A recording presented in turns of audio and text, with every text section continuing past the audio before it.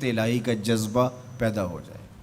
اور اگر علم حاصل کرنے کے باوجود بھی خشیت الہی پیدا نہیں ہوئی تو وہ علم نافع نہیں ہے۔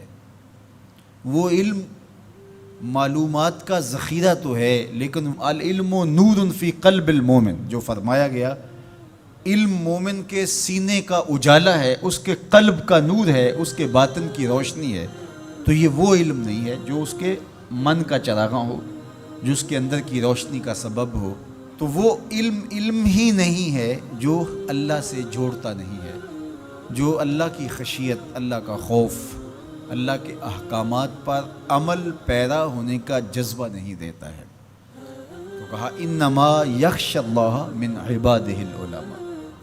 حضرت امام غزالی علیہ الرحمہ نے بڑی خوبصورت بات کی۔ آپ نے 4 مراتب بیان فرمائے۔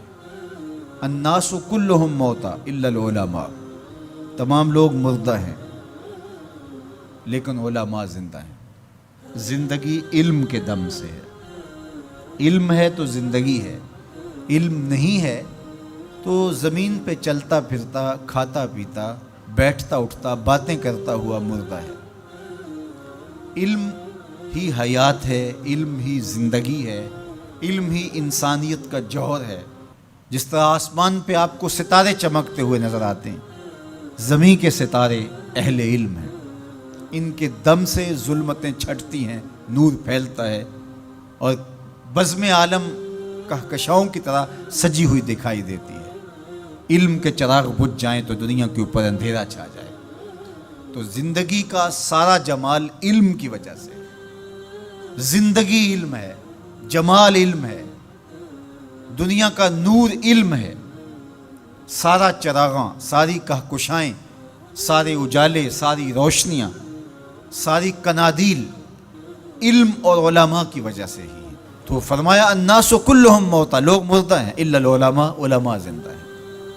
اب علماء تو خوش ہو گئے کہ ہم زندہ ہیں، طلباء بھی خوش ہو گئے کہ ہم زندگی اور نور حاصل کر رہے ہیں۔ لیکن امام غزالی نے دوسری بات کی، والعلماء کلہم نیام الا العاملین، علماء سوئے ہوئے ہیں، جاگتے وہ ہیں جو اپنے علم پہ عمل بھی کرتے ہیں۔ جو نیند ہے، النوم اخت الموت، یہ موت کی بہن ہے۔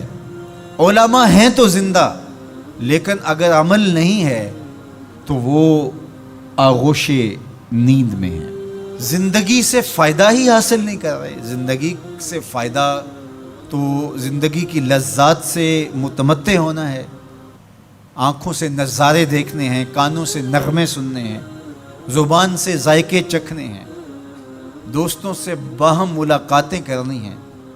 تو جب بندہ زندہ ہوگا تو یہ سب کچھ ہوگا، اور اگر زندہ ہے لیکن سویا ہوا ہے، بے ہوش ہے، کومے میں پڑا ہوا ہے، تو پھر وہ یہ سب کچھ حاصل نہیں کر پاتا۔ تو یہ اخت الموت ہے۔ تو کہا عالم زندہ ہیں، لوگ مردہ ہیں، لیکن فرمایا علماء بھی سوئے ہوئے ہیں، جاگتے وہ ہیں جو اپنے علم پہ عمل بھی کرتے ہیں۔ تو علم وہ نافع ہے جو عمل کے نور سے منور۔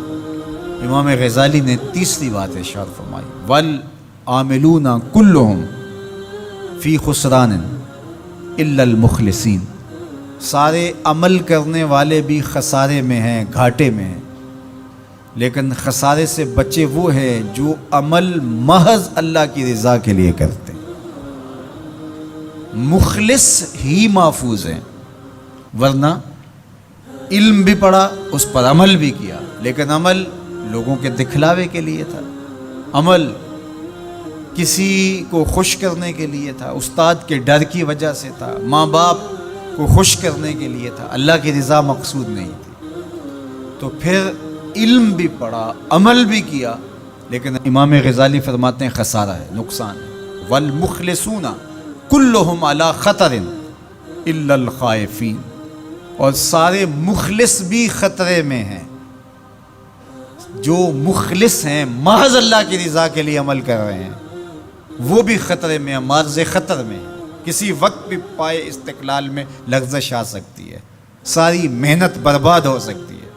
کیتی کتری پئی کھو محمد تے سکہ بنیا زردہ۔ ہمارا تو حال یہ ہے کہ ہم بد عمل ہوں، زندگی خواہشات اور آرزوؤں کے ہجوم میں بسر کر رہے ہوں، اور جنت کے ہم ٹھیکیدار بنے ہوئے ہوتے ہیں. ہم کہتے ہیں کہ بس ہم تو سیدھے جنت میں جائیں گے. حجبت الجنت بالمکارہ وحجبت النار بالشہوات. جنت مشکلوں کے پردوں میں لپٹی ہوئی ہے اور جہنم شہوتوں کے پردوں میں لپٹی ہوئی ہے. جنت اتنی بھی آسان نہیں ہے. تو کہا کہ والمخلصون کلہم علی خطر، ہر مخلص بھی خطرے میں ہے، لیکن الا الخائفین، جن کے سینے میں خشیت الہی ہے، خوف خدا ہے، وہ خطرے سے بچ گئے. اللہ ہمیں اپنے خوف کی دولت سے مالا مال کرے.